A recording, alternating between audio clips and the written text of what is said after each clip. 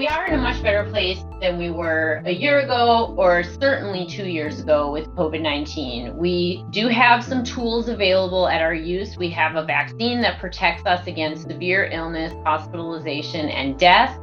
And in fact, people who are vaccinated with the bivalent booster, a primary series plus the bivalent booster, are 15 times less likely to die from COVID-19 than an unvaccinated person.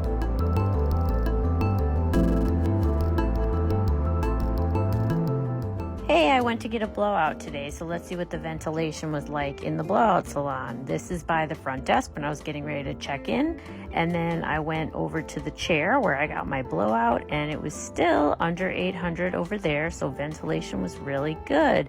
And here is the final product.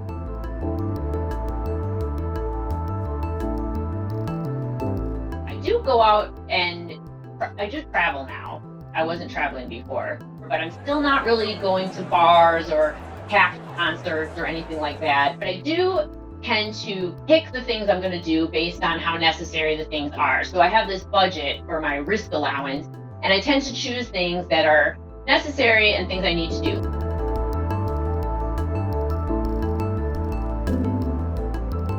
So if it's a holiday gathering and your 100-year-old grandmother is going to be there, you would want to put more mitigations in place to protect her than if you're getting together with a bunch of friends that are you perceive to be healthy young people.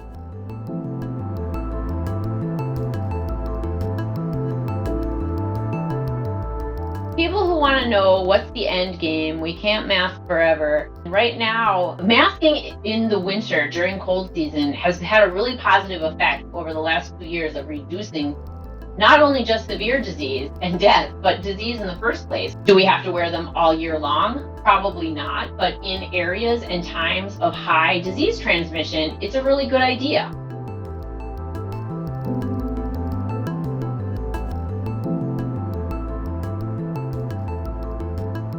For the first time during the pandemic, influenza hospitalizations overtook COVID hospitalizations. So flu shots are available, and everybody should get their flu shot this year.